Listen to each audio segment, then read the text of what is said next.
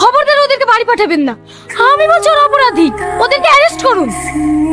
কাকে অ্যারেস্ট করবো না করবো সেটা আমি বুঝবো, তোর কথা মতন চলতে হবে নাকি?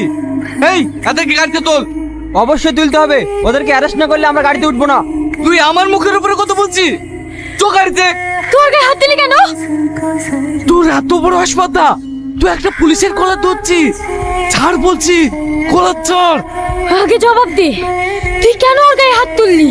ভালো ভালো বলছিস স্যারের কলার ছেড়ে দে, নাহলে তোর এমন হাল করবো না জীবনে সোজা হইতে আইতে পারবি নি। কি হলো, কথা মনে লাগছে না? ছাড়। এই তুই বিশাল বড় ভুল করলি আমার গায়ে হাত দিয়ে।